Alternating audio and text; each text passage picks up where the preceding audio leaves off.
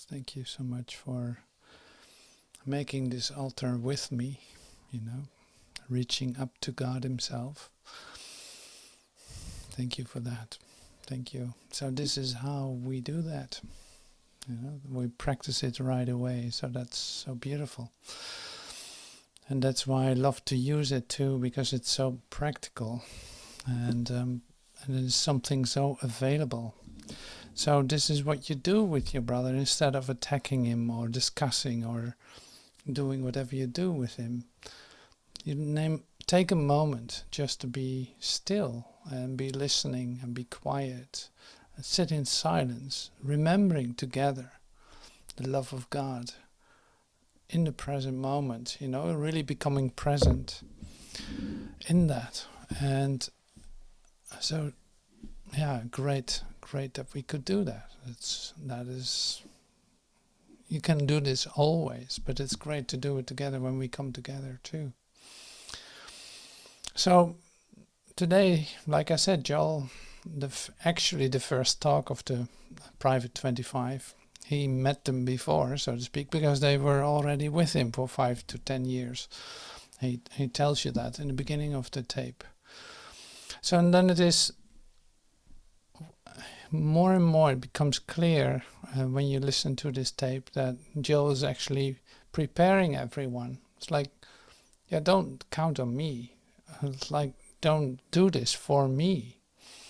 I did my best. I give you everything, and hopefully it was successful, or hopefully it did something with you. That's wonderful.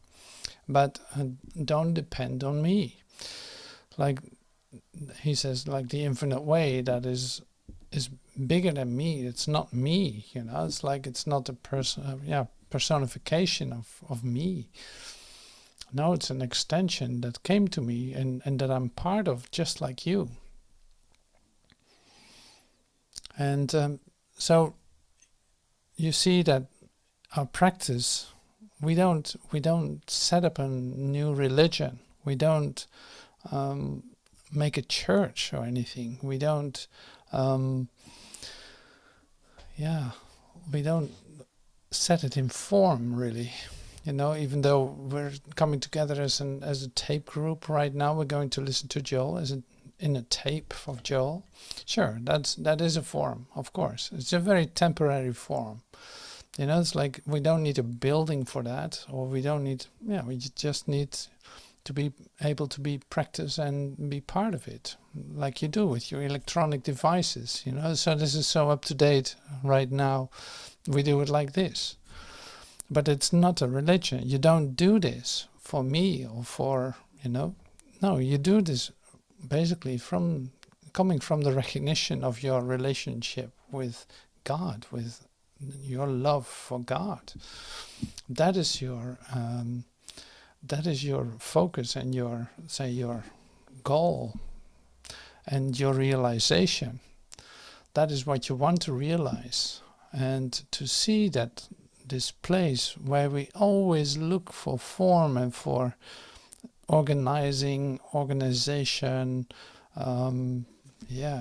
one against the other, all that, when we leave that behind more and more. So in fact, in recognition that this dream that you cultivated, in which you appear to be an identity, that you allow that to be over all the time. You don't want to hold on to it and make something of it. No, it doesn't need to be something. And so leaving that dream, leaving that mesmerism for what it is, not establishing it as real, but letting it fall apart, letting it dissolve all the time in the recognition that it's over and that what is real about you still is here. That is our practice. That is what we do. So you have all the opportunities to practice, because there's always something that appears to be distracting you from your true purpose. Whether that is somebody calling you, so say like, oh, let's do this and let's do that. It's like, yeah, sure, we can do that. And there's nothing wrong with doing it. That's not what I'm saying. It is also not that I'm telling you what to do at all. It is just all connected to your recognition that this dream, this place, this what you call your world is over all the time. It is over. So, and you see with Joel too, it's like, well, don't depend on me in this infinite way, because you don't do that for me. No, this is your true, say, connectedness with God, and you're directly being inspired to do what you need to do, or what you want to do, what is given you to do. And that works perfect. That is such a good plan. You can completely rely on that. So that's wonderful to listen to. And Joel gives this instruction to his, say, practitioners, to the teachers, and you can see it's almost like a work meeting in a certain sense. So there's remembering in that, but that will follow more in other talks of him. Like this one is not completely full of that. It is more like he tries to inspire them to go their own way, and still being part of that group.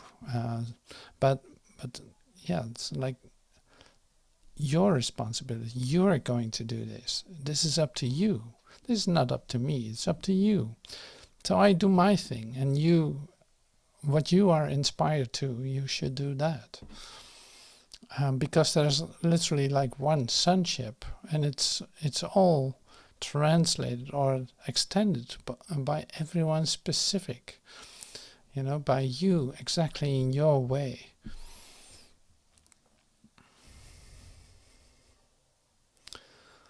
So then it really doesn't matter if you do this for 5 years or 10 years, or this is the first meeting you come to.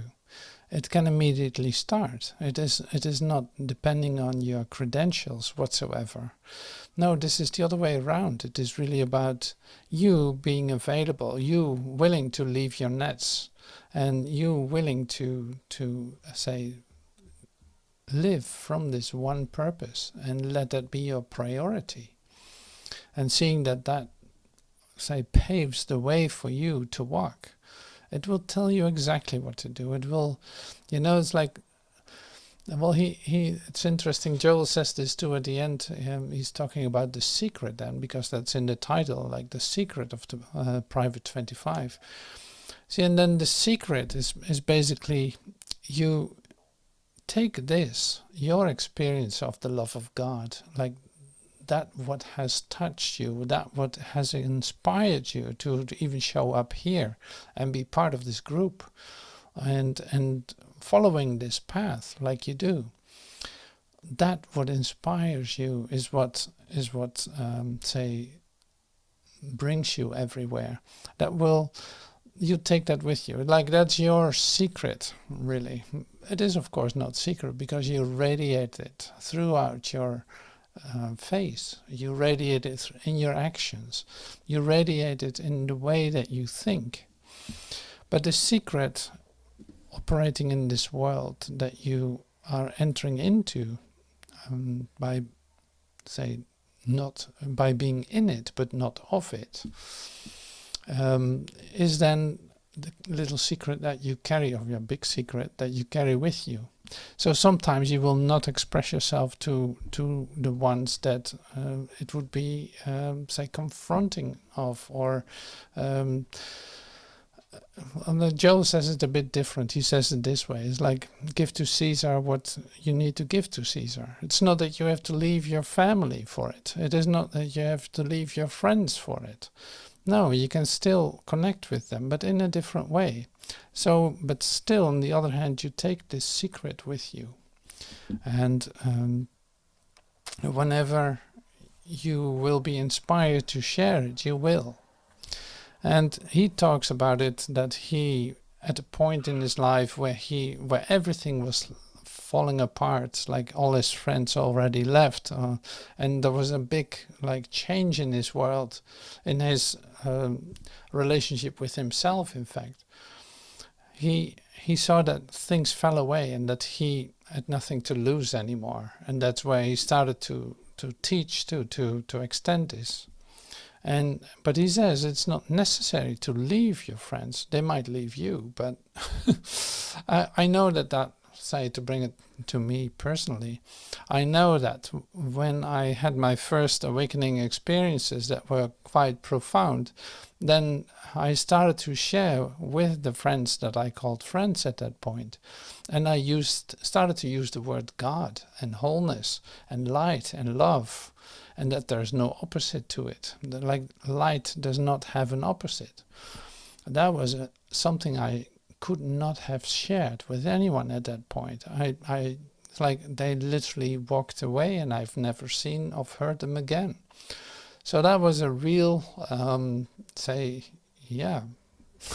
purification, if you want, a purification of my so-called relationships. And it didn't stop there. It continued too. But see, like I said, it is not necessary to leave your family or your friends. That's not the purpose of. Like, it's not that something that we do necessarily. So, so this is great. So it's a pretty practical talk of Joel, and you see this, of course, a lot in Joel's talks. Like part of the talk is always very practical, very down to earth practitioner instruction or a healing instruction, and so that's receive that and see what that does with you. So this is with all, of course. So we prepared ourselves in a meditation to become still and open to receive something. So, and this is what I try to convey now is like this talk you've never heard. In order to hear this anew, you will have to open your ears. You know, this meditation was so the deaf can hear, so the blind can see. So it's like, well, about who is that? Well, that's about me. I forget all the time. I'm deaf. I don't hear certain things. You know, I don't see it when I already have an idea. I can't see it. When I already have when I'm already judging, I will not be able to see it right. So here we are. We calmed ourselves down during the meditation. We continue to listen. We open our eyes, maybe our spiritual eye, to see what is actually being shared. And then this talk is the first talk we listen to in this new series. And it is brand new. It is brand new. So if I gave you the impression that I already heard it, you're mistaken. This talk is brand new. And we are going to listen to it as if Joel just arrived, and he will share with us what he needs to share. So before that happens, and I want to have a 5-minute break for the ones that want to have a little break in between. And so I will be starting the video in about 5 minutes. So I see you in a second. Thank you so much.